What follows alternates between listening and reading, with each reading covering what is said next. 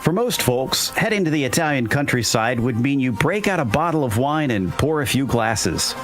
Our drivers have decided to change that up a bit. Rather than tipping back some Cabernet, we'll be cracking open a Coors as we get ready to watch 4 Drink Friday, and you'll see it all live here on the Global SimRacing Channel. Hi, I'm Joe Peak, and with me in the booth is DJ Clark. Behind the scenes is our director, Sean Crackers Ambrose, and he's using cameras provided by Dougie Beard. Imola's many chicanes should make today's festivities interesting for sure. Let's head to our track guide to learn more about the circuit.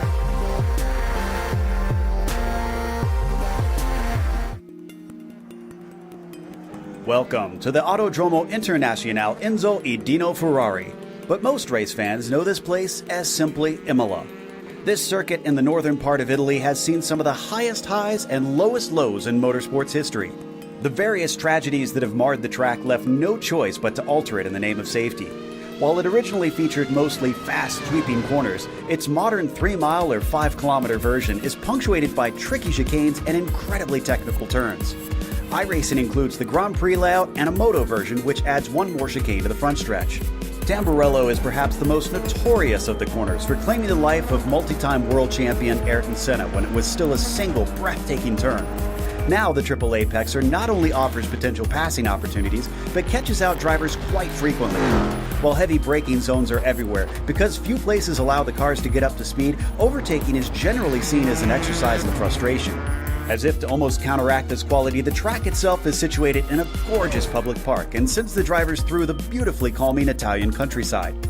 It also includes a fair bit of elevation change in which the track is split between the higher up back half and the lower first portion. It's no wonder that this place still proves popular with drivers and fans in spite of its difficulties in history. The Tifosi keep returning each and every time the sound of engines roar among the trees, and who can blame them?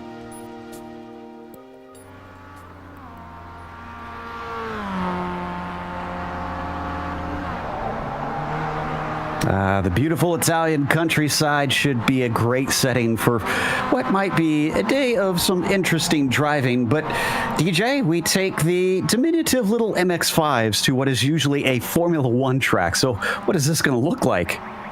Well, Joe, it's going to be interesting, to say the least. As you said, these MX-5s are very small little cars. They're not a lot of super power going through them, so everything's going to be a lot slower. And as a result, these drivers are able to actually be a little bit more deliberate with their movements. They really have to focusing in on clipping and hitting every single apex that they can. And frankly, some of the pitfalls that we always hear about at Imola aren't going to affect these cars as much, specifically the run down to Tamburello. You often hear about how tricky it is because you're going through a kink and trying to get on the brakes at the same time. Well, with as slow as the MX-5s are, you're going to have time to straighten up the car a little bit and not have to do nearly as much light pressure braking into that braking zone. As a result, there's going to be some great passing, I think, going into Tamburello. The same is true for the final corner on the course, Ravazza. It's going to be a very similar situation where you're able to not have to do 3 things at once because you're going so fast. But as the same that Imola throws up for every car, there are going to be the tricky corners. The Agua Minerale is one of the most difficult corner complexes on the face of the planet, and Variante Alta, if you're not careful, those curbs will catch you out. Yeah, I'm pretty sure that both the curbs and, of course, the cut course penalties that you can get if you cut across those chicanes will cause a few drivers some headaches today, but at least they have something to make the headaches go away. But before we get to that part, let's mention our sponsors here today, of course, starting with Sunset Mortgage. Don't put your money in the bank, be the bank. Check them out today at sunsetcash.net. And then our most appropriate sponsor, Octavio Tequila.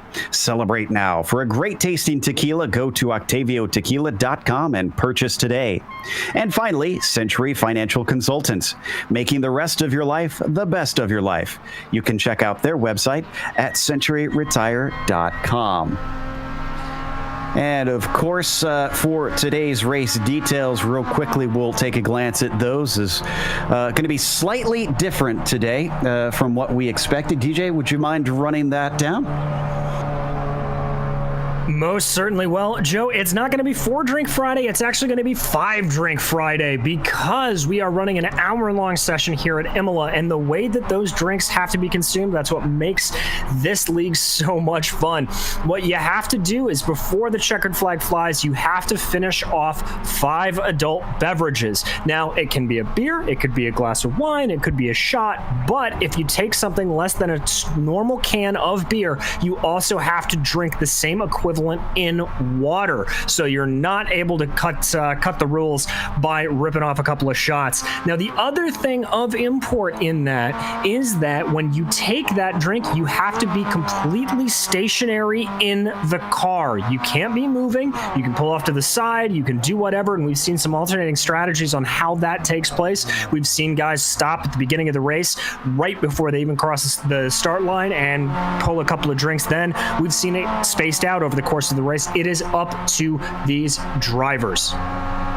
Absolutely, and it usually puts on a fun show, but we want to remind everyone, as we always do on these events, that this is all virtual, and please do not drink and drive in real life. These are all drivers that are just simply having fun on a computer game right now. So we, of course, encourage everybody to enjoy alcohol responsibly and make sure that you don't ruin anybody else's good time. As we watch Nico Silva come around on his qualifying, yet to set a clean lap despite 6 laps of attempting one.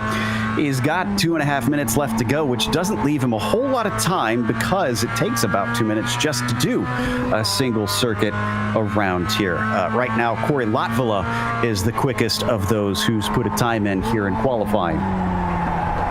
Yeah, Latvala's got a very good time, but as we watch Nico work his way up and out of Agua Minerale, that DD next to his name, that designates Nico as a designated driver. He will not be drinking tonight, and he instead will be taking pit stop penalties to make up for the lost time. But there, big moment of oversteer as he goes through Variante Alta. Those big curbs, like I talked about, Joe, playing havoc on these MX-5 suspensions. Yes, and what's interesting is they have various reasons for drivers to have that designated driver for today. Some of them, in certain cases, I think Nico might be one of them, are under 21, so naturally they can't drink quite yet, at least not legal.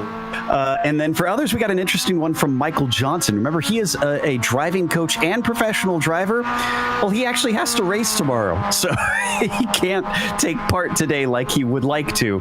And so he's made himself into a designated driver for tonight, so he will take pit stops instead on those. As Nico Silva gets one more try, as that lap unfortunately did not count for him either. Nielsen Lawrence in the 3:02 doesn't go quicker that time. His 2:08.8 is his fastness. It looks like he is slowing down, so he's not going to take that one final flyer. What about Shulam? Currently without a time either, and another one that apparently will not count. Seems like a few drivers may have already had some pregame going on. Well, I like to think of it a little bit more for them as preparing, Joe, and putting in the good practice for a race like this. As we see Michael Robon crossing the line there, that's going to be a 2:07 for Michael. He's currently going to be P5. He's got a little bit more time to get around as we watch Nico Silva trying to get that clean lap in. I think this may have been the area that threw him out last time. He ran a little bit wide there, able to catch it. The off track that triggers there, Joe, is if you get the right-hand tires off onto the brown and off of the AstroTurf. So there is some wiggle room coming through Piratella. They don't have an incident limit, thankfully, as there's going to be a lot of stuff happening on and off the track that could rack those up. So they don't have to worry about that, but they do have to be clean here on their under qualifying. Silva, I think, might be the only one to set a final lap. Looks like Connor Bloom might be another one if he stayed clean and continues on as we watch from on board the 28 heading down towards Ravazza. Let's see if he can start from somewhere other than the back of the field. He tends to be a good shower here in this series. Even though he is always a designated driver thus far, he obviously has a lot to make up for with the extra pit stops that he has to put in this series to make it even. He's going to take it to the line. He seems to think that it's still going to count. Let's see what it's going to be for the number 28 as he crosses the timing line. A 2:06.4. He's on the board, and that'll put him all the way up to 4th. What about Bloom now? And here comes Connor Bloom in what I will call the Bluesmobile for the day, working his way down into Ravazza. Very, very tricky, but he's got time to read the car in the MX-5. Little wiggle oversteer there, able to catch it as he comes out. At least from what we saw, this will be a clean lap. Didn't see a whole lot else of it, but Connor thinks it's going to be good. He comes to the line. He's had 2 no-shows on the times before. Let's see what this is going to be. A 2:09.4, so at least gets a lap in, but unfortunately he's still last of the drivers who've put a time in. That'll put him 13. Would it be more appropriate if it was the Bloomsmobile for him? That's the better pun. That's way better. That's going to be all of our qualifiers. So the grid is set. Let's go through our starting order here for today. Corey Lotfula on the pole with Michael Ost starting in 2nd. And then, of course, Michael Johnson starting in 3rd will be followed by the other designated driver, Nico Silva, starting in 4th. Matthew Hollander, P5 for him, will be flanked by Michael Roban in 6th and Mark Rondeau in 7th. AJ Lattery starts 8th and John Momeyer 9th. And rounding out your top 10, it is Aaron Edwards in the number 8 car. Nielsen Lawrence is going to be starting off in 11th, followed by BJ Fulton in 12th. Connor Bloom going to be in 13th, the last driver to put in a time. Manuel Hernandez will be lining up behind him, and Larry Haas and Jeffrey Shulam making out the back of your grid. So we've still got a decent field here today, signing in at 16 cars, and I see everybody signed into the session, so it looks like we should have all 16 of them head to the grid once the session flips over here and we start for the race. Again, it is 1 hour in length they will be running, but they have to down 5 adult beverages here today if you're just joining us. 5 Drink Friday for a special edition of 2021's races here. And we've got a list of our non-drinkers. We've mentioned some of them. Silva and Johnson. Momeyer and Lotfula are our other 2 that you can expect to have to take pit stops today to make it even. All right, we've switched over, and even more interestingly, we're going from a standing start. And in the Miatas, they got to know how to work that clutch for this one. That's right, Joe. These are manual transmission cars, so a lot of these guys just using paddle shifters. It'll make things very, very interesting. You'll have to use that off-maligned 3rd pedal off to the left. We'll see what these boys can do with it. Okay, as we wait for Shulam, Ost, and Fulton to be the last ones to put themselves on the grid. We should see the lights come up pretty soon. So Shulam is now out there, waiting on Fulton. And Fulton pops his car out on the starting line. So the lights come up, the engines start to rev, and the little MX-5s. Green flag is out for 4 Drink Friday. Lotfula is poor off the line. Ost is much stronger, and he's looking like he's going to have a clear shot down into Tamburello. 3 wide behind them. That looks to be Rondeau, Hollander, and Roban. Looks like Roban's going to back out of it. Deep on the brakes, Rondeau moves up into 3rd, down into Tamburello. This chicane tends to cause trouble in most series, but here in 5 Drink Friday, we have no problems. Fantastic little run there as up front, Corey Lotfula starting to put the pressure onto Michael Ost. One thing to note, Joe, BJ Fulton pulled off to the side. He is taking at least 2 of his drinks right at the start. We've seen that from him a few times, so he still likes that strategy. As they come into Tosa, some more 3-wide action for a moment. Looks like Silva getting shoved off the road as Connor Bloom makes an aggressive move. Looks like Matt Hollander also taking a drink. I think this is a good call. We've seen in the past you lose the least amount of time while everyone's still fighting.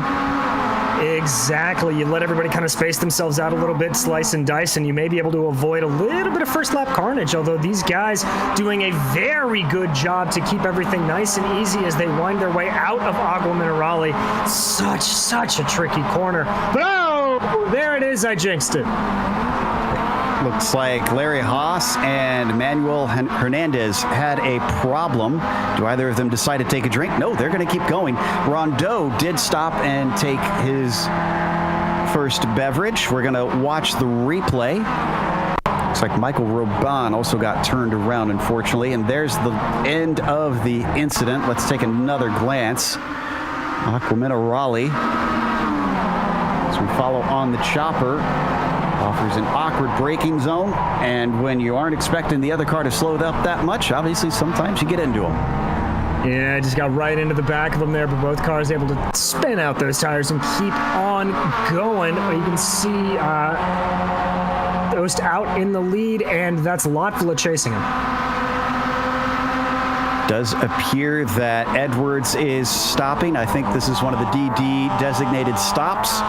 Looks like Johnson and Silva also coming in early, which is very close to what we saw at the last race at Long Beach, where many of the drivers who were designated drivers came in and took pit stops as quickly as they could.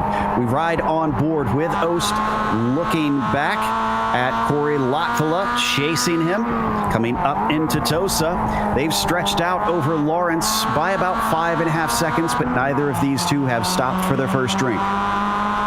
Yeah, and you can really see they're coming into Tosa, the multiple lines that they're taking. It looks like a simple hairpin on paper, Joe, but there are actual multiple ways to skin the cat of going through that corner. But Corey Lotvilla here doing a good job of applying pressure up to Michael Ost, not doing anything too crazy, just seeing if he can maybe get into Ost's head, force a mistake, and maybe force Ost to take a few drinks earlier than he was anticipating. Also got a close battle between Hollander and Robon. Matt was actually pushing him up the hill, and he gives him another little shove coming off the corner. Of course, a different indulgence for Matt Hollander, it appears, today, as he tries to go too wide into Agua Minerale. He's already got one underneath him, remember, so clearly it's helped his bravery, but Robon is going to rebuff him. I thought for a second he was going to try the over-under on that, Joe. That's absolutely amazing work there from him. Just trying to get anything. He's going to go for the move to the inside of Alta. Can he get it to stop? This is not NASCAR, boys. You got to be careful. Robon gets shoved off, and that'll give Hollander 6th place. And clearly the drinks have given Matt Hollander liquid courage today. Most certainly, that little hip check through the Variante Alta, those big curves, very tricky, but we're going to jump back up front as Michael Ost sets the fastest lap of the race, but not to be outdone. Corey Lotvilla starts to take a look down the inside, thinks better of it into the braking zone of Tamburello, but Ost gets a little bit too much curve there on the exit of that first chicane. I think we've got a drink for Larry Haas now. He pulls off out of Ravazza, and the 743 seems to be downing one currently. Meanwhile, our two leaders into Villeneuve as they come through for the third time in this race, currently being led by Ost. Lotvilla just watching. Will they also find themselves making a little door-to-door contact at some point in this race? There is Larry Haas right now waiting for that drink to get down his throat. This is a series that not only tests your driving ability, Joe, but your good old college try ability. How quickly can Larry down the beer here? As he's taken a very long time, I would have to say. A bit of poor form of drinking there for Larry. There he goes. Now he's off and away. It does cost you time, but of course, the longer you drink, the less of an effect it will have to the slightest of degree. Not a whole lot, I imagine. Meanwhile, wow, look at this. This is between Rondeau, Silva, and Lettieri. This is for 10th position coming up towards Puritella. Everybody's going to probably stay in line there, but it looks like Silva wanted to just have a little bit of a move. Lettieri keeping nice and close behind in that popcorn position. Don't want to try too much through Agua Minerale here. Get onto the binders very carefully. Oh! Oh, that's Rondeau running wide. That's going to give Silva the position. Gets a little bit of an off track, and that may give Lettieri a run, but he is going to not be able to seal the deal. I'm surprised that Rondeau is not getting a slowdown penalty from that. Usually you get one. Instead, he's going to get a shove from behind. AJ almost runs him off the road. Thankfully, they both navigate through Alta successfully. Wonder if that friendship is still magic between them. Well, it may be a little bit strained after that. Little says is Nielsen Lawrence setting the fastest lap of the race. Nielsen currently in third, 4.8 seconds behind. Oh, as Rondeau runs wide, that lets Lettieri run through. He does indeed take advantage of the mistake from Rondeau, who's going to come in for another pit stop. So Mark takes a scheduled run through. So we check in on Matthew Hollander, still being chased by Jeffrey Schulem. In fact, he must have gotten by Schulem because remember, he was with Robon earlier. So the 69 charging back up after he's taken one of his drinks. He's got good pace today, even if he didn't put it all the way up at the top in the qualifying. This is currently sizing up well for the number 69. It is indeed. Ran a hair wide there coming out of Tosa, but he's going to line the car up. Great onboard shot here. You can see just how much he's having to do it. Oh, I wouldn't have turned the wheel that hard if I was Matthew. If you start to get in that hard, you actually want to open up the steering a little bit, try to get the tires to grip a hair more. But after what Matthew's consumed today, I can understand if his senses are not exactly thinking that through all the way. Exactly. Driving on impulse right now. As Hollander has 7 seconds to make up to Connor Bloom in front of him in the number 18. Quite a ways to go to run him down. Last lap for Hollander, though, was a 2:06.4. Compare that to Bloom's 2:08 flat. So he is much quicker.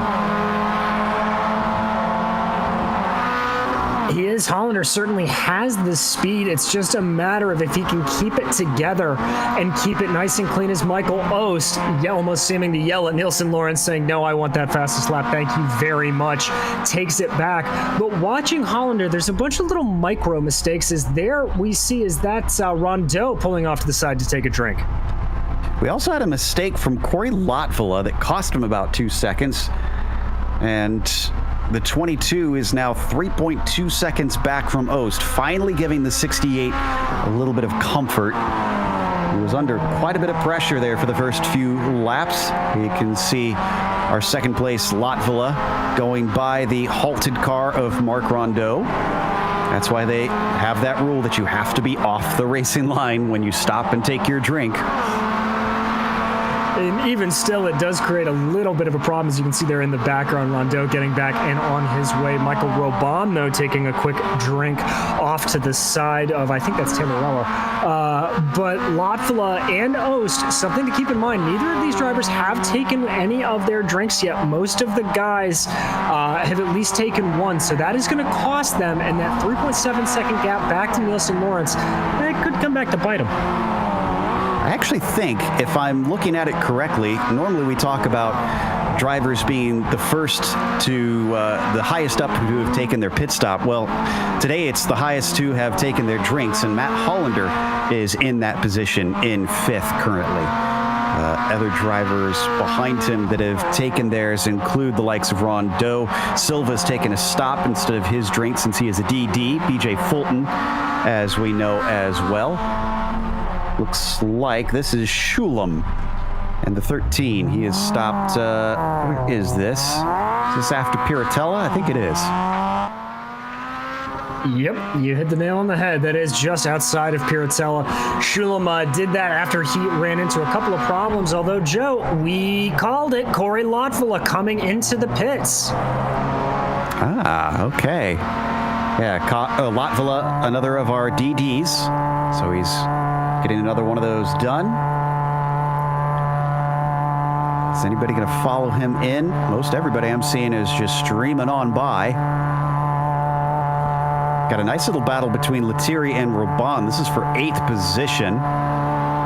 Let's head over to those two. Oh, and a little bit of a shove, almost pushing him out of the way, and another bang into his side as they come off of Ravazza. And it is appropriate that things are rough because two very conflicting TV shows on these cars. Not exactly something you'd see side by side normally, I'll admit it, but putting on a good show for us here tonight. As that is Lettieri able to get up on by. He's been trying to make that move work for a number of laps, but not letting him go easy. Big punt in the back there by Roban, and that's going to send Lettieri off into the inside barriers. Well, Roban was taking lessons from Hollander, it seems, as the 4 tries to get the car going, and then he decides, might as well take a drink now that I'm slowed down. Let's take another look at the replay here. Almost, if I didn't know better, I'd almost say this was a chrome horn situation. Yeah, that's pretty late into the braking zone from Michael Roban. You know, it's all good and fun here on 5 Drink Friday, so no harm, no foul, but I definitely think that was a little bit of a, let us say, semi-intentional move. Sort of looked at it from my angle, and I guess it's appropriate since he's got a very chrome-painted car. As we see Lettieri already on his way. He's running in 11th position. For those who are curious about Latvala, he returned in 5th place after his first drive-through. He did, and there you can see him. He is 12 seconds back, or thereabout. No, excuse me. Yeah, he's about 12 seconds back. So he's got a lot of room to make up here. Yeah, still we are waiting on all the drivers ahead of him, except for Matt Hollander, to at least stop once for their first drink. Actually, Joe, I think Nielsen Lawrence just took his first drink. So Nielsen is 17 and a half seconds back of our leader, Michael Ost. He has taken one drink. Ost has not. Wow. And that was a very fast drink from Lawrence. Only 10 seconds stationary. That's actually quite impressive, and it's kept him in 2nd place. Yeah, that's the very impressive chugging abilities. My group of friends who frequent the Indianapolis 500 would be very proud of that. Another car off to the side. Looks like that's Aaron Edwards, who's actually getting lapped, but is also taking another of his drinks. Just behind, that is for position, Connor Bloom, and what we have deemed the Bloomsmobile. But apparently we are being told it is, I believe, a Chips car? Yeah. California Highway Patrol? That's CHP, all right. All right. So maybe hoping to scare all the others who are slightly intoxicated and forgetting the name, having to pull off to the side for him. Just hope he doesn't have to administer a field sobriety test at some point tonight. Well, it'd be a very entertaining test between the pair of them, I'm sure. The 18, only 2 seconds back from Nielsen Lawrence. And let's see, what does his lap times look like in comparisons? 207s, low 207s. Lawrence, 206s. So Nielsen actually was pretty quick in comparison. He should be able to pull away unless that really fast downing of his first drink has hampered his abilities. Well, let's hope not, as it looks like Nielsen's got a pretty good car under him. And I just wanted to bring up one thing, Joe. You mentioned Aaron Edwards earlier. Aaron is the first driver to complete all 5 of his drinks. Oh, so wow. Aaron is done. My goodness. So his strategy is sort of what you would consider the reverse fuel strategy on this. He's going to down them all at once and then hope he can get to the end from here. Except in this case, it's more a matter of control than your car's speed. So we watch Lawrence take it into the Tamburello chicane once again. Bloom is not letting him go. He's still got very good pace. In fact, last lap for Nielsen Lawrence was down from his previous laps to 207.6 that time. And we're going to have to keep an eye on that there, Joe, as I wonder if Nielsen may be able to down him quickly, but his tolerance may not be the best if that one beer just causing a little bit of room for error for Nielsen. I've always heard drivers say it loosens them up, but I wasn't sure how much I put weight into that theory as we watch from over the dash of Connor Bloom. Another one of our professional drivers, by the way, that is joining us. I guess he doesn't have a race tomorrow. That or he's probably not going to be telling his sponsors about this event tonight. Your sponsors tend to look down on it ever so slightly, but you can see the rear end of that car getting a little bit loose there at the exit of Piratella. That can happen as you start to apply the power. Not a lot of it in these MX-5s. Oh, great job of car control, taking a lot of curb through Agua Minerale and just being able to catch it on the exit. But Bloom doing a really, really good job of just keeping Nielsen Lawrence in his sights. It's not the easiest thing to do here at Imola. This is one of the most technical tracks anywhere in the world. Now, you may have caught a stopped car off to the left side. That's Larry Haas making the best of a bad situation. He spun out of Alta, and that's why he's currently stopped and what looks to be taking another drink. He's been there for a while, though. We saw him take a while last time, so it looks like he isn't quite the chugger that some of the others are. Well, everybody needs to work on their racecraft now and again. I guess if Larry wants to be successful in 5 Drink Fridays, he's going to need to work on his drinking craft. There's always skills to be learned in racing, I suppose. Let's take a look at Lawrence and Bloom again, because another 10th chopped off by the 18. That time through Lawrence with a 107.4, Bloom with a 107.3. Connor has got the bit between his teeth. He's taking this one seriously.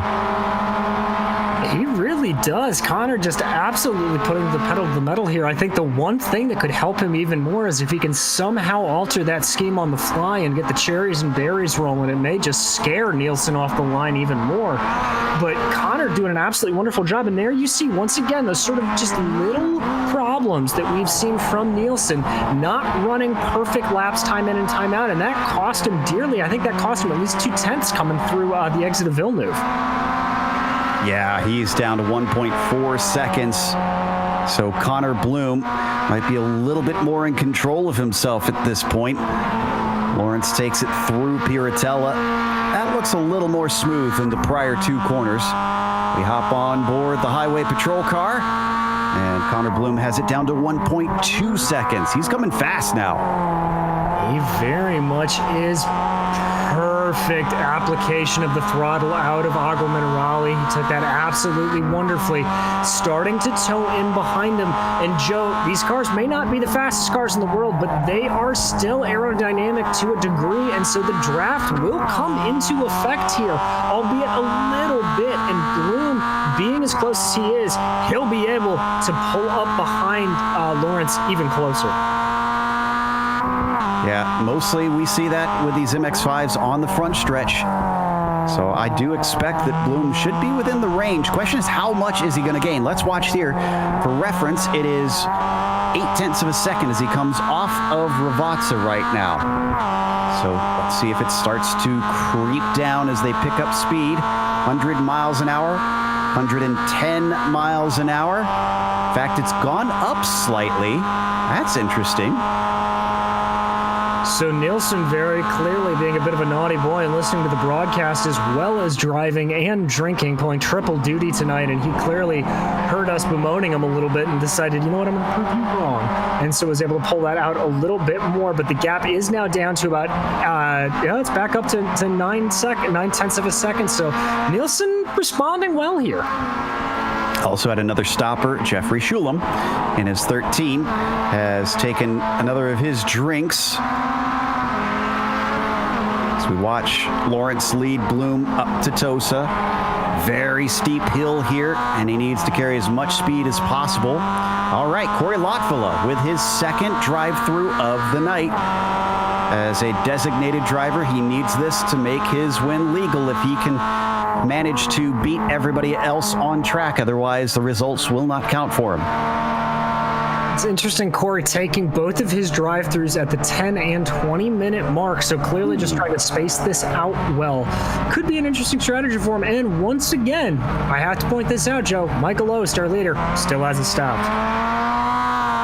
We've seen some drivers in the past that have gone all the way to the very end and done their drinks at the very, very tail of the race.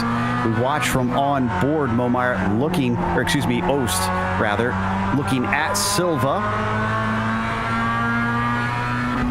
Of Silva's drive-thrus, he has taken 1, 2, 3, 4, 5, I think. I think he has taken all 5 of his right so far. So he should be done. Now he is about to go a lap down, but he will get this paid back, we believe. Bump drafts, trying to get a little extra speed as Michael Ost is using a few NASCAR lessons here. Come on now, boys. These Italians don't take lightly to rubbing and racing unless your name is Gilles Villeneuve. But, yeah, that's a strategy to do it. I think push him off the line a little bit as he tried to. Still stays behind the number 28. Oh, and Lawrence got passed by Bloom this time. I think this happened down the front stretch. It did indeed. He used the slipstream. Yeah, used the slipstream, got his elbows out a little bit, coming through Tamburello and getting him out even further here. But that's going to be Bloom down to the inside line. Lawrence not letting him go away. Bloom takes a little bit more of the curb. Can Lawrence fight back up through Tosa? Remember, that pit maneuver is not referencing the olive in your martini, Lawrence. So the 302 nearly turning around Bloom after he got overtaken. He's sticking with him. He's got great exits, though. He's really carrying the speed well. He does. He pokes his nose down the inside just a little bit there through Piratella. I don't think he's going to have the opportunity here. We've seen somebody or a couple of guys try to make a pass through Aguamenorale, and Lawrence is going to think better of it. Now, we got to watch this corner exit. If he can do it, he'll have a good opportunity down into Alta, but it looks like he took a hair too much curb out of the exit of Aguamenorale, and that's going to cost him ever so slightly. Just not within attacking range, at least for the time being. Oh, but he's very deep on the brakes. Actually almost shakes Bloom off the line as he saw him coming. But he manages to hold on to the spot. The 18 still in second, the 302 in third. Lawrence is going to be paid back once they get to the front stretch, as he will pick up the slipstream from his rival. He's going to also just come up behind him, give him a little bit of a hello bump.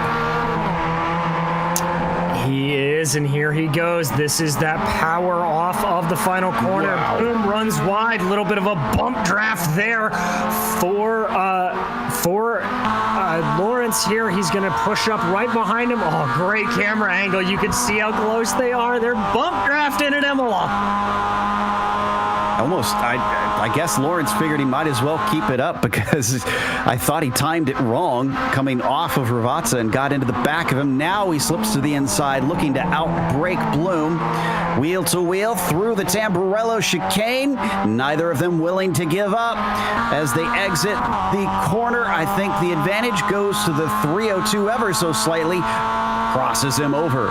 Bloom thinks about trying to come back at him, and he sends it in deep into Villeneuve. Not an easy place to pass. Does it work out? It keeps them side by side, coming off and the inside into Tosa. Connor Bloom tries to take this one back. Here's the over-under from Nielsen Lawrence, but once again he times it wrong and gets into the back of the 18. And there the 18 of Connor Bloom going super defensive up the hill into Piratella. He's going to make Lawrence go the long way around, but Lawrence says, I'm totally okay with that. Backs off ever so slightly, but gets a better run off of the corner. Oh, he's right up behind him. Is he going to make the move through Aguamenorale? Yes, he's going to go to the inside. They're going to be side by side into the right-hand sweeper. Side by side into the heavy braking zone. Who's got the line? Momentum goes to Bloom once again around the outside of Aguamenorale. A fierce fight, and we're only halfway through this thing. We've also had a few more important players take their sips, and BJ Fulton is one of them. I think he is up to 4, and a spin from Lawrence coming out of Alta. He's going to stop, and he's going to take a drink. Manuel Hernandez, who's just behind him, does similarly. It was a very short drink, though, from Lawrence. That was insanely fast. As he's proving once again, that may be the best part of his racing ability outside of these maneuvers, but absolutely amazing. So here is the spin that we saw. Goes to the inside a little bit there, Lawrence does, and you can see what happened, Joe, is he tried to get onto the throttle while the car was still recovering from going into those high curbs through Alta. And there, once again, amazingly fast drinking from Nielsen Lawrence. I'm not sure if he took a full drink necessarily. Because, I mean, you aren't required to do one full drink in a single sitting. You can split them up if you want to stop more times. The rule only specifies that the car must be stationary when you drink. How many times you actually stop is up to you, as he has to avoid Matt Hollander. And I think he's going to be able to get by. That'll get him third place back from the 69. It will indeed. Hollander falling back a little bit, not really enough to overtake him back, but he is 10 seconds back from Connor Bloom right now. Hollander running very, very wide there. Is he going to try to move? Oh, into the back of Lawrence. Getting a little feisty there as Matthew Hollander. Lawrence runs wide on the exit of Tosa. They're going to be side by side up the hill. Ooh, and once again, a car nearly tipped into a spin. Hollander backs out of it this time. It's not the first time this race that we've seen Matthew use the nose of that car. And he could use it again. If I was Nielsen Lawrence, I'd certainly be watching out, especially into heavy braking zones. Doesn't touch him coming into Aqua Minerale, at least for this lap. Our leader is still Michael Ost, still yet to pit, by the way, and with a 28-second lead over Connor Bloom.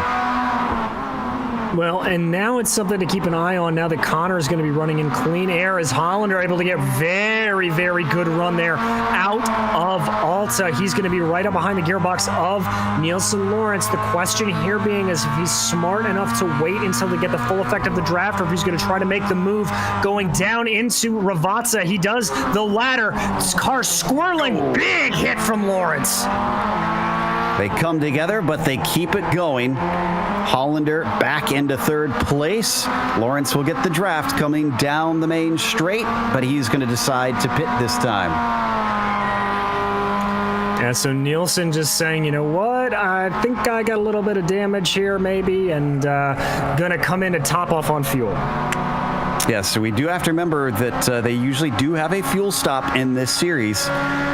So I believe they've limited the fuel cell of these MX-5s to where they have to come in, take a splash and dash, and get going. Lawrence probably taking care of that. And for designated drivers, that does need to be separate from their drive-thrus that they must take. Of course, it does take a bit for the MX-5s to take fuel on. They're not exactly Formula One here. Well, Formula One back when they did refueling, I guess I should say. Let's take a look at our leader, the 68, as Michael Ost speeds off of Alta. It's up to 29 seconds ahead of Connor Bloom right now. So Connor able to cut into that ever so slightly as that was above 30. But I think some of that may have been a little bit of traffic there from Michael. Something interesting to note, that purple car behind him, that is Corey Lotvola, one of the drivers that was hassling him early on in the race. Lotvola obviously having taken drinks already, but now a full lap down. Did Lawrence? Okay, Lawrence is going now. Sorry, I thought that maybe he had a problem. 55 seconds for this stop. That's a very long stop for the 302 if it's just for fuel, unless he took tires. I'm looking at it, Joe. He may have taken a drink at the end of the stop as well. Yes. Good thinking. I expect. Yeah, I think I see that in his text chat, which is how we are seeing and noticing drivers who are stopping, as they do have ways of giving us a heads up. Meanwhile, this is the battle for 11th, and that might go away very quickly. No! Oh, no! They get into each other. Schulem goes off. Momeyer at the wrong place at the wrong time finds himself suddenly careening towards the tires. And both cars having a very big struggle getting it back onto the black stuff there. We're going to jump back and take a replay of this. You can see how this gets set up. It looks like you're thinking about an overtake. Nope, not going to happen. But he runs wide here, Joe. Catches a little bit of that kitty litter that allows for Momeyer to go by. And then in coming back onto the trap, Schulem just tags him. Both of them coming into the pits, it looks like. Actually, not both of them. Looks like Hollander is one of them. But Momeyer also down the lane, who you can see there. And someone's definitely taking tires. That's Shulam in the 13, who has decided it's worth his time to put some fresh rubber on. Well, part of that may have been the spinning he just did coming out of that corner that he may be worried about very, very heavy amounts of wear courtesy of that may be why he is doing that. But stationary right now in the stop. You can also see BJ Fulton coming into the pits. Indeed. Currently sitting in 5th place, taking his scheduled fuel stop. I expect he'll also probably take his final drink here, what I believe will be his final drink, and be on his way.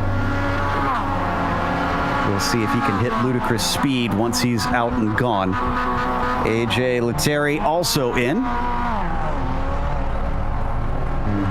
And it looks like we have had Matthew Hollander, who was stationary in the box there, also taking 2 more of his drinks. Now I'm going back up through the text chat, and I think that is either 4 or 5 for Hollander. It should be, yeah. I'm pretty certain you're right. He returns in 8th place. We're still waiting on Ost. I swear I haven't been drinking.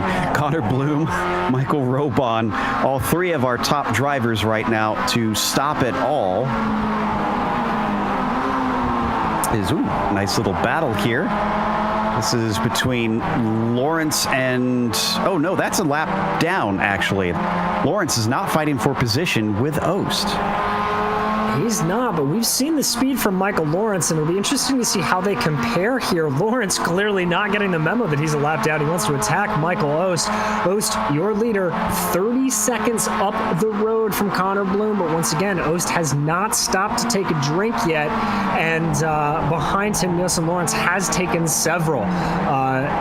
That said, you saw coming out of Tamburello, Ost making a big mistake, getting his left rear tire off into the kitty litter and sending him almost skidding. I think Lawrence has good reason to want to get around, because remember, he's probably suspecting that Ost has not taken all of his stops yet. However, he is going to employ the bump draft once again as they head down towards Ravazza.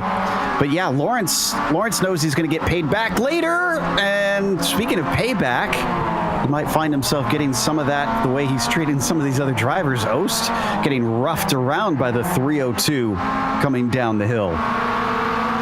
And I just want to point out the car control as Ost coming into the pits here going, I want nothing to do with this Nielsen Lawrence guy. But Lawrence being able to go off into the grass, continue the speed, and then pull up to the side of Ost like that. Absolutely amazing car control, but Ost coming to a stop early in the pit lane. He's taking at least a drink here. Yeah, that looks like he is not in his stall, so I suspect he's taking a drink. Aaron Edwards, in the meantime, coming out in 11th spot. And Connor Bloom also entering pit lane.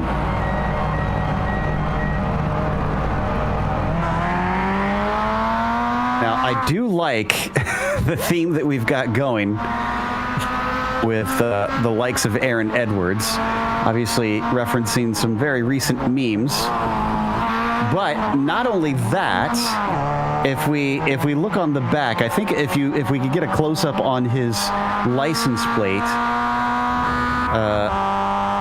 US of A, as the Canadian has given himself. Well, I'm not sure if he's Canadian. He's from California Club, but clearly he's got the maple leaf on there, so I suspect there might be some reference to some heritage for him.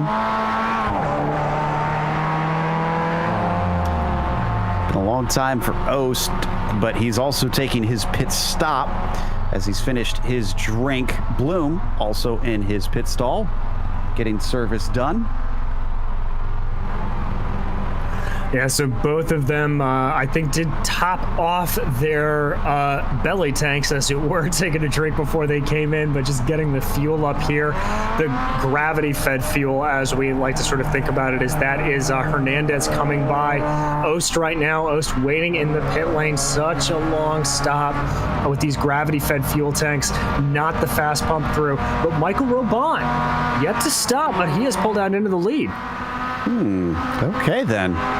He was a long ways back, but he's now up to the front. Bloom is exiting. Ost is not. Ost is not rolling. So Connor Bloom is going to beat him out. But he was overtaken by Nielsen Lawrence, who just went by. Nielsen up into the second spot. And I think, is Lawrence done with his? He's got to be very close at this point. I was just checking it back over. I think he is, Joe, as we also just got the heads up that Michael W. Johnson has completed all of his drinks as well. But I think what could have caught Michael Ost out there is his actual stationary in the box time wasn't as bad as some of the other guys we've seen, but I think what he could have done is taken a couple drinks on the way in with that stop that we saw him do, and then do the same on the tail end. That may explain why Bloom was able to get around it. All right, so the 68 currently runs in 5th and on the lead lap, mind you. In fact, I think the lead lap drivers goes all the way down to 10th place now that we've had a series of stops from most of our front runners. Looks like Latvala and Silva are two recent ones to come down the lane themselves. We're waiting for this man to pit. Now, he's very slow. Is this a slowdown penalty or is... Oh, no. Oh. Roban miscalculated. Oh, no. Not enough fuel to make it around this many times. A little bit too eager, and Roban is going to pay for it. Oh, that's going to just be an absolute heartbreak for Michael Roban. Nielsen Lawrence closing in very fast behind him. He is going to plummet like a stone even after he is done with these stops. Which means Nielsen Lawrence will easily go by into the lead. Connor Bloom should be able to go by him as well. Does he have enough to get to his stall? This is a long ways for him to go. It really is, and it doesn't have the benefit of some of the newer pit lanes that roll downhill. I don't know if he's going to make it, Joe. This is so painstakingly slow. I can't even see his lollipop man yet. I think that's it. I think he's just going to have to tow it the rest of the way, unfortunately. That is a shame for him. Actually, wait, I take that back. We won't be able to see the lollipop man from our perspective. So all these years of calling iRacing, you'd think I would remember that, DJ. Are you sure you haven't been drinking tonight, Joe? I promise. I promise. Oh, well, we head back to Connor Bloom, who has a little bit of a fight with Matthew Hollander. This is for second place, a second and a half, splitting the pair. It is, and I'm going back and double checking. I think both of these gents are pretty much done on drinks. I know for sure Hollander is. I think Bloom may be as well. So this is an actual battle. This is a non-pit stop correlated battle between the two. Should be fun with 20 minutes left to go and ready to go to the end. Who can hold the alcohol better? Currently being led by Connor Bloom out of Aqua Minerale. Great gains this half a lap from Matthew Hollander, from 1.5 seconds down to 1.2. He's creeping forward. He is very much trying to close that gap. Bloom taking a little bit too much curve on the entrance there and a little bit too little on the exit, but Hollander making a nice run in between both curbs, able to close up once again, dropping that gap down to 0.6 of a second. The fight is on.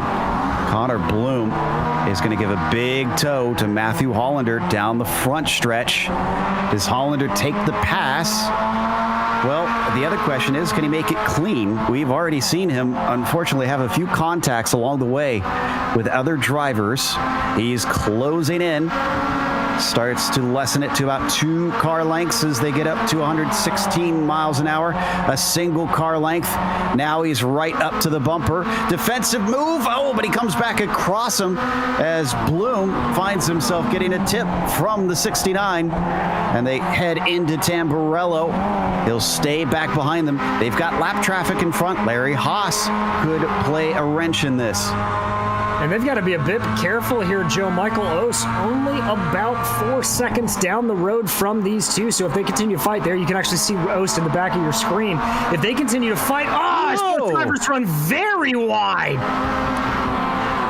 My goodness, off into the sand trap, and neither of them spins it out. Bloom comes out of Tosa.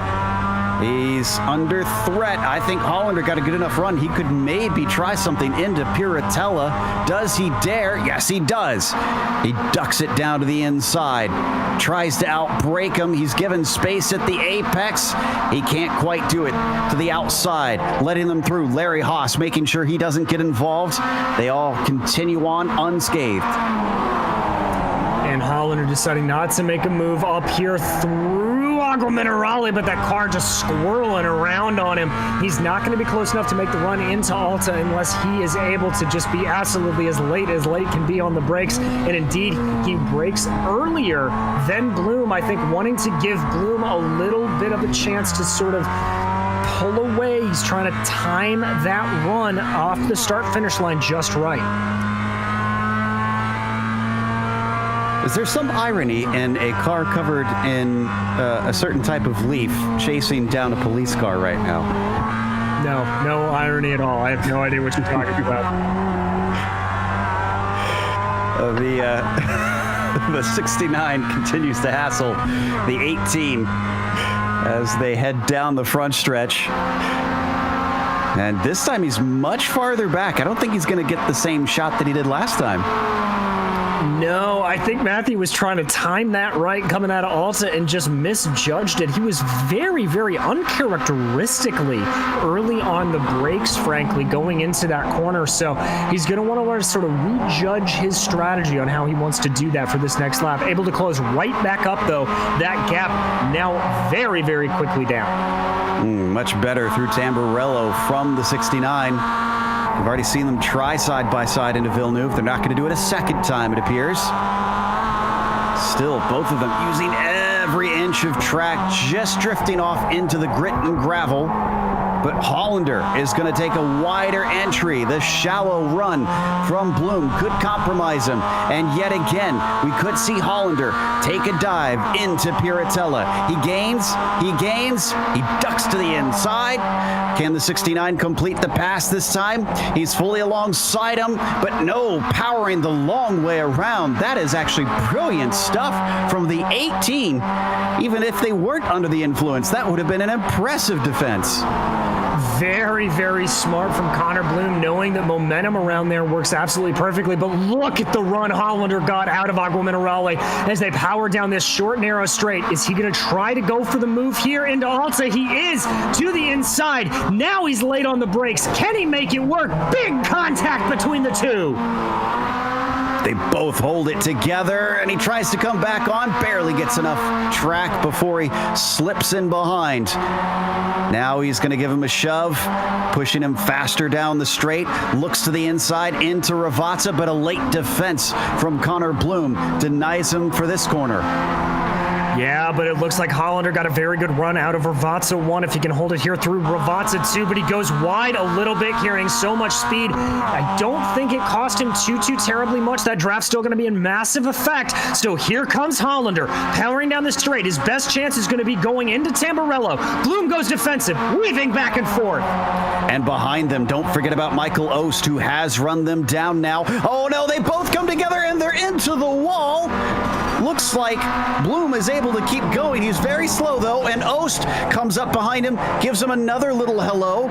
Doesn't take the spot. Bloom in second, Ost in third. Hollander is stuck upside down. Hollander doing his best impression of a turtle right now in the middle of the track. Toe, boy, toe! He's trying to hope that somebody will knock him back over. He could be having an extra drink, since I think he's finished all of his. I mean, if you're in that situation, then what better thing to do? Seems like the best opportunity to drink. As we go back to check out a GSRC replay here, this battle just fierce and ferocious as they went in. You can see Hollander lining them up, and this is that move I was screaming about. You see Bloom going defensive as Hollander goes to the outside. Hollander jinks back to the inside to cover off the move. They absolutely drag race down into Tamburello. And as they connect, you can see it sends him toppling over. If we come back live, he's got a friend, and he's trying his heart out. Bless John Momeyer. He's doing his best, but it's not enough right now. He still can't get that car turned over.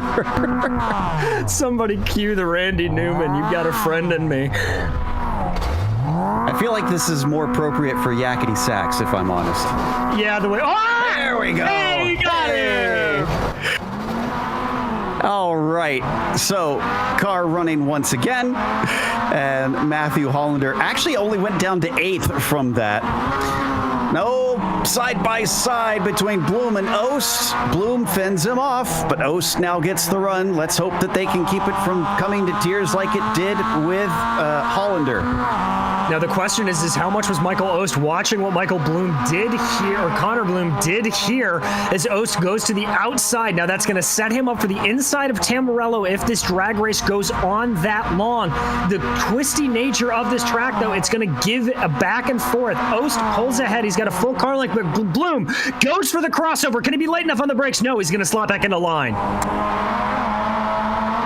As they come through Tamburello, Bloom finally has been bested, but he's going to get the return when they get back to the front stretch if he doesn't lose sight of Michael Ost. Ahead of all of this, Nielsen Lawrence has been untouchable. He's 16 seconds ahead, and it seems like unless he himself runs into a big accident, he's got basically free reign to take the victory. And there you saw both drivers getting very, very squirrely, both on the exit of Villeneuve and going through Tosa. I think the Formula One stewards would not take kindly to this, as that exit of Villeneuve has been absolutely abused today. But both drivers now working their way out. Bloom taking a lot of speed up through the top of Piratella. He's right on top of him. Don't think he fancies it into Aqua Minerale at this stage, but look at him halfway into the grass. How did he keep that car together? Halfway into the grass and up on 2 tires, Connor Bloom has this thing on rails as he now lines up on Ost going into Alta again, braking earlier, but not nearly as big of an early break as we saw him do in the battle with Matthew Hollander earlier. So now he's just going to try to line back up on Ost, time this just right. They speed down into Ravata.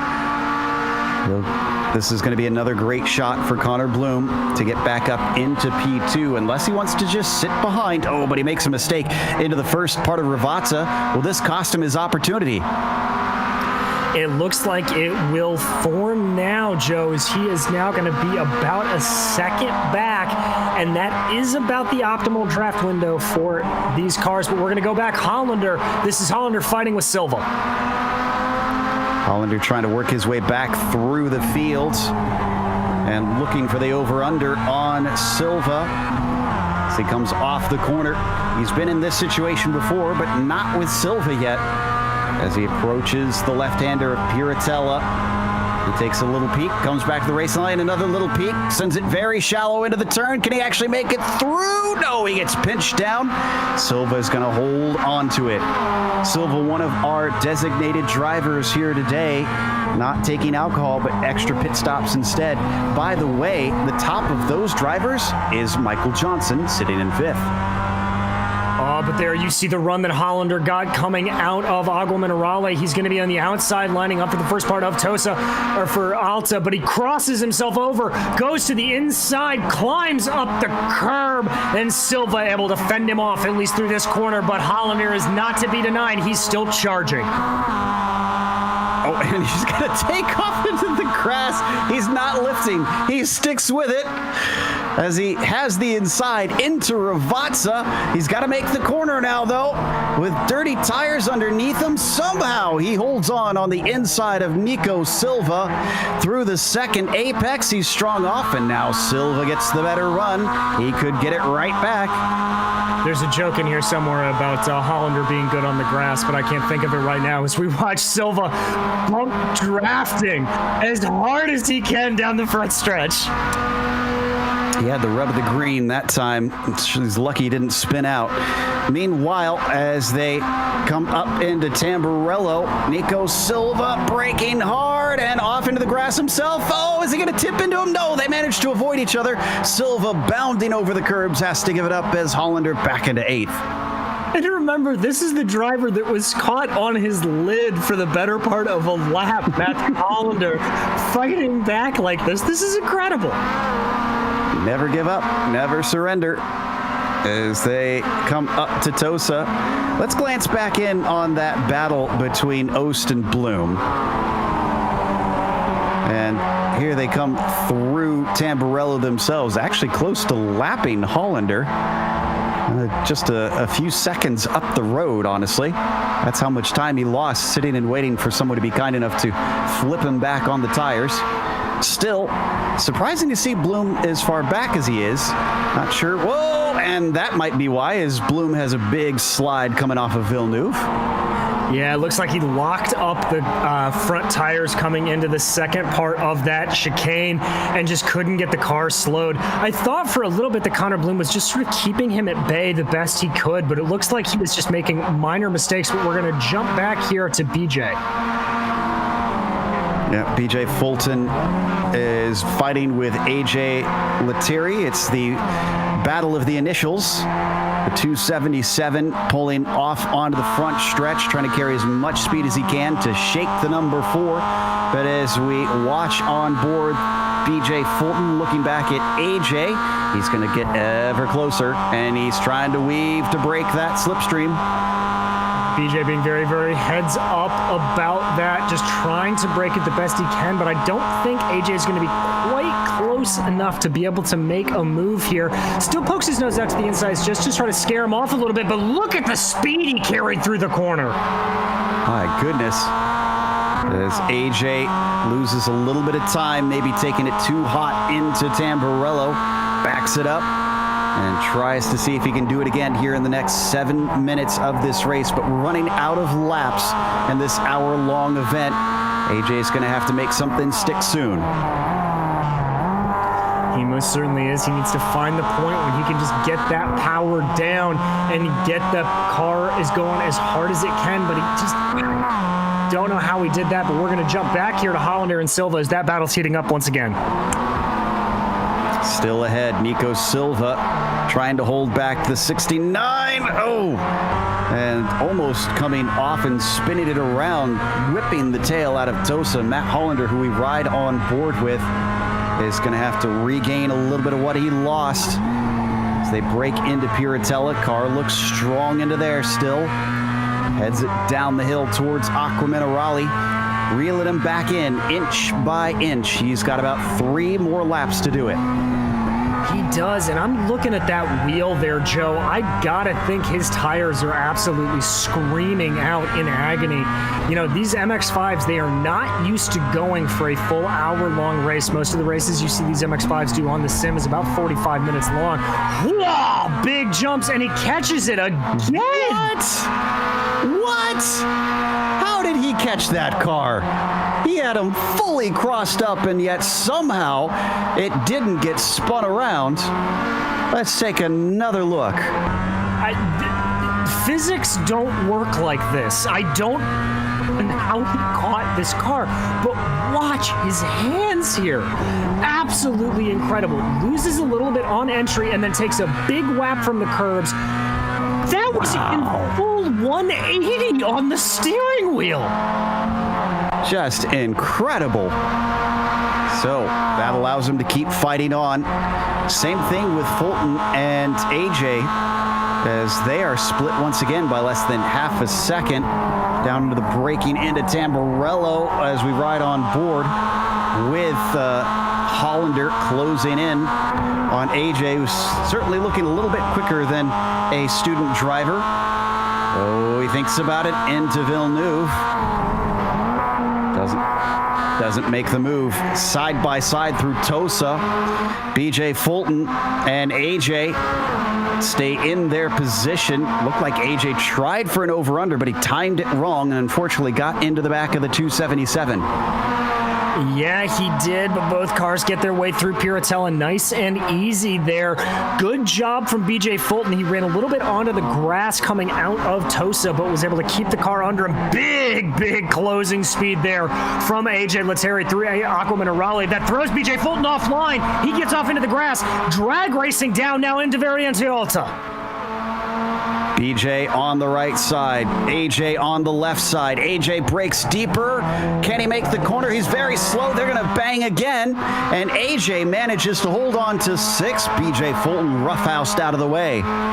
But BJ Fulton not going away so quietly. Gets a little bit of the draft coming out of Variante Alta, but tucks back in behind. Looks like he's going to try to have a run here in Ravazza. They go down the hill. BJ to the inside, but AJ Lettieri cuts him off expertly. Doesn't give him the time of day that lets him pull the car back out onto the main straightaway and move AJ Lettieri up into 6th place. But what about that slipstream? BJ knows it, and so does AJ. He is trying to see if he can break it any way he can, back and forth, trying to keep that black 277 from overtaking. Squeezes him all the way down to the inside, but he somehow finds an opening. BJ Fulton has a nose ahead. He has the inside down into Tamburello. Can he complete the pass? Yes, he can. Clearly, BJ has got his stunt doubles in for today. He most certainly does, but AJ Fulton not done down. He goes to the inside. That's a slow from BJ Fulton. Oh, did he cut the course? I don't know if he cut the course or if that was a little bit of sportsmanship there from BJ. Not sure. Oh, and he goes off the track anyways, coming out of Villeneuve, costing himself a few tenths. Meanwhile, Lawrence just crossed the line, so he's got 2 to go. Whoa, Hollander nearly into the tires, also coming through Villeneuve.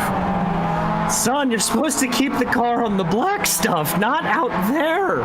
Oh my goodness, Matthew Hollander. Just absolutely amazing car control once again. He had to have been millimeters off of that tire barrier. Looked a little bit more like Gordon Shedden in that moment. Almost knocked the car just on the edge of it as they come out of Piratella.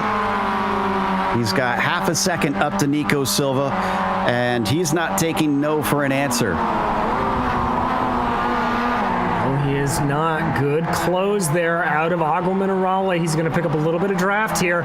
We've seen him try some very aggressive moves into Variante Alta, but I think he's a little bit too far back right now. He's going to be later on the brakes, though. Look at those cars hopping over the curbs. Taking everything they can.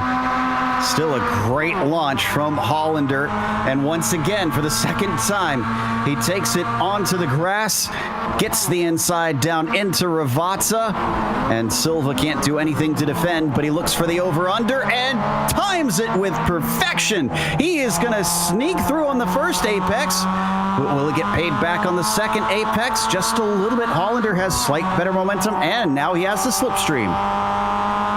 Has the slipstream, but Silva looks like he's running away there almost. I think maybe Hollander may have missed a gear or something. It just looked like Silva able to have nitro in the car. Maybe just carried the speed that much better. By the way, Nilson Lawrence, our leader, by about 12 seconds. He's been losing some time. He is taking the white flag right now. Oh, and a mistake from Hollander. That might do it. He's well behind, about 2 seconds back from Nico Silva now, unfortunately. Looking at our leader, with the amount that they have been battling, you saw them going into Villeneuve, and Nielsen, that is coming out of Tamburello, so just one straightaway splitting Lawrence and Hollander. Now, one of our designated drivers, Michael Johnson, currently up in 4th, is trying to shake Robin, but I think Michael's slow? Now, why is Michael slow? Did he cut the course, maybe? Yeah, Joe, I think he may have gotten he's out of fuel. He missed. Oh, no. Didn't calculate it right. Now, wasn't it Robin that short-fueled it or stretched it too long before and came sputtering in? Or am I thinking of somebody else? I I believe that's right. But we are going to check back in on the battle of the initials here. AJ Lettieri ahead of BJ Fulton, but BJ Fulton fighting back strong. They're going to take the white flag as they cross the start-finish this time by. As they come out of Ravazza, it's going to be a side-by-side run. Oh, and AJ actually gets into the side of him. We've already seen cars get together at full tilt down into Tamburello once. And that unfortunately left one of the cars on their lid. Will they be able to keep it right side up? They come down into Tamburello, getting into one another, barely holding on to control. Will they make the corner? They do, but we have to step away because Nielsen Lawrence sees the checkered flag and wins the first 5-Drink Friday of 2021. Amazing run for Nielsen there. Absolutely near flawless race from him. Really, really good job and excellent timing of his drinking. And BJ Fulton is still our closest battle for 5th place. As we see Connor Bloom taking 2nd. Michael Ost trundling home behind him for a podium. Here we see Fulton ahead by about 3 car lengths over the number 4. And Fulton looking like he may have the measure of this, but AJ Lettieri's been able to close up a lot in the 2nd sector of this lap. So if he's got anything, now is the time to put the pressure on Fulton. But I gotta say, this is gonna be very, very hard. That's a big gap to close, almost a full second. Oh, and he had a big counter steer moment coming through Aqua Minerale that cost him some more time. Unless Fulton makes a critical error, I just don't think it's going to be enough. Credit to our highest finisher, or highest designated driver finisher, rather, Michael Johnson, who is taking 4th place. But what about this top 5? As BJ Fulton sends it down the hill into Ravazza, all he has to do is be clean in and clean out. He's good through the first part. Can he nail it on the second? Good exit. Keeps it on the black stuff, and he does. Nicely done for the 277. With a 5th place, AJ in 6th. Last couple cars on the lead lap going to be Nico Silva behind them. And Matthew Hollander sadly limping it home in 8th after being in contention for a podium. With that, we're going to take a quick break here on the Global SimRacing Channel. We'll come back with the unofficial results as well as driver interviews, so stick around.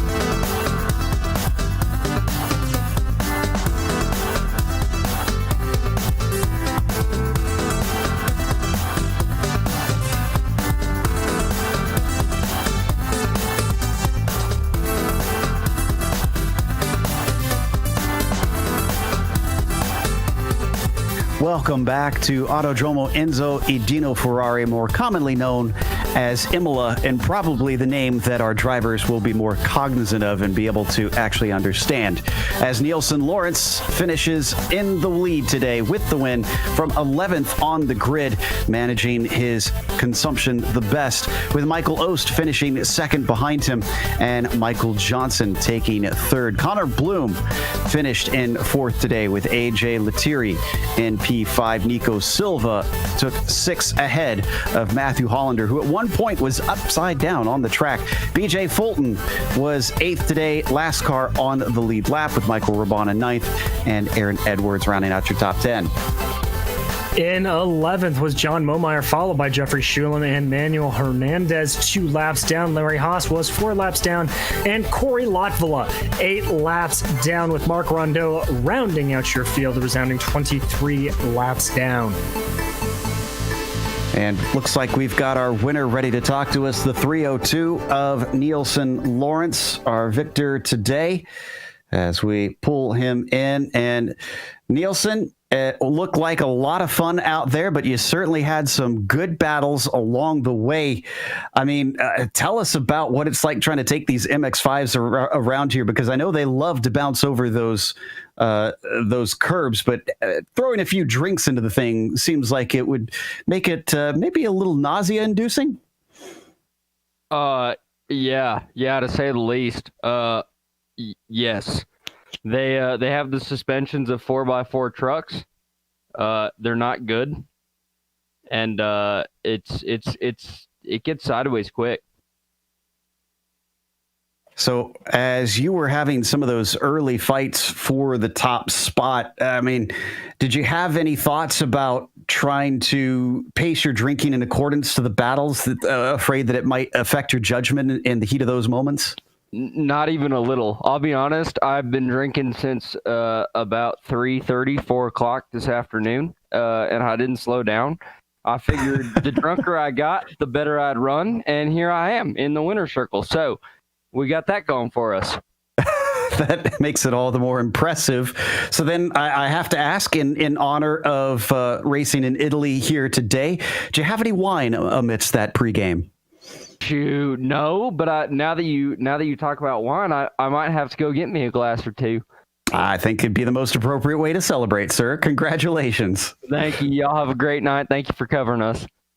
Nielsen Lawrence, very much in the right mood for this type of racing. In the meantime, DJ has caught up with Michael Ost, who finished in 2nd. Well, Michael, you are in the lead for the majority of the early part of the race, and then obviously the pit stops threw you off a little bit. Any regrets on the strategy of doing all the drinking in the pits there? You know, I thought I had it figured out. I qualified good. I put down my 205s, back to back to back, all through the front of the race, and I figured I'd come into the pit, do my drinks and do my pit stop. Apparently, I'm a good driver. I'm just not a professional drinker.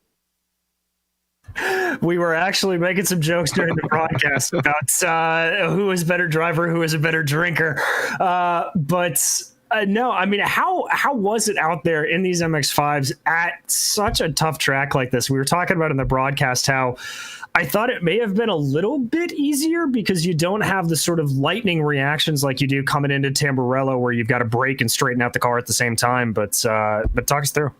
Yeah, I mean, the thing is I race a Miata in life, and so I'm naturally kind of adapt to these cars. I mean, these cars are they're a lot looser than what the real car is, but they're just so much fun. I mean, you can trail brake them, you can rotate them, you can do whatever you want to them. I mean, iRacing did a pretty good job on the car, and so it really made the track fun. And plus, when you don't have damage on, we can bump bumpers, we can bump doors, we can do anything we want. And pretty much, even if you get knocked off the track, you probably only lost a half a second. You didn't lose the whole race. So they're really fun to race against each other.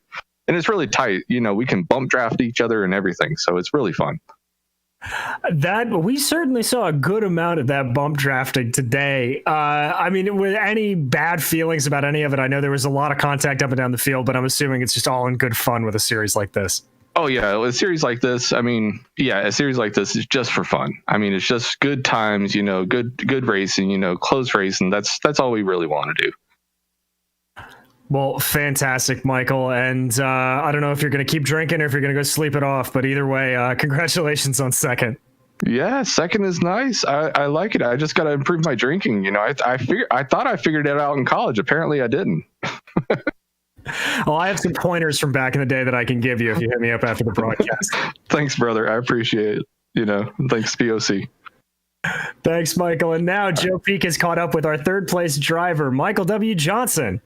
Yes, who finished as a designated driver, but was still on the podium. Michael, I saw that your input that you had a pretty good reason, it sounds like, to be a DD today.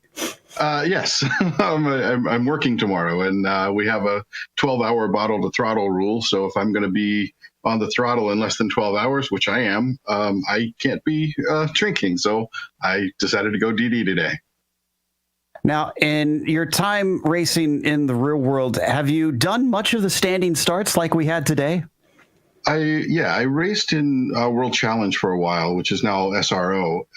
And the last year I was there, the year before the last year I was there, we had 2 standing starts per weekend. And then we switched it to 1 standing start and 1 rolling start. So obviously that helped at least a little bit on the start of this race, as it sure seemed a few had some struggles there. But I was asked this at least one time to one of the drivers at each of these 4 Drink Fridays. What combination are you wanting to see these guys try and throw together in a wacky, zany race?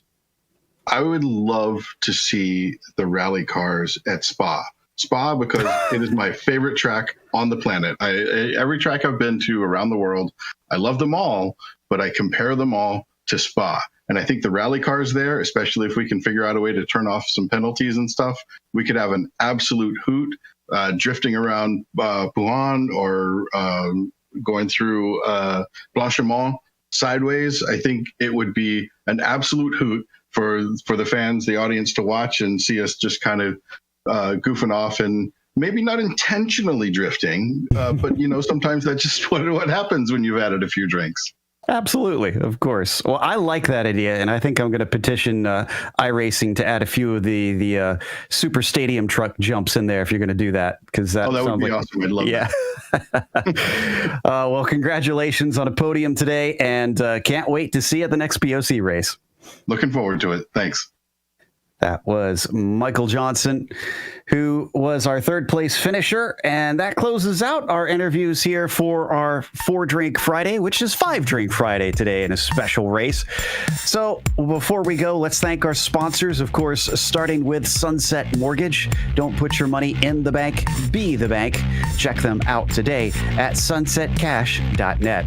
And then, of course, Octavio Tequila. Celebrate now. For a great tasting tequila, go to octaviotequila.com and purchase today. And then there's Century Financial Consultants, making the rest of your life the best of your life. You can check out their website at centuryretire.com. Thanks to the companies that provide the software and the hardware for our broadcast listed here on your screen. And additional thanks to June Lalonde, who provides our wonderful music. See the screen, proud to get a hold of more of her great work.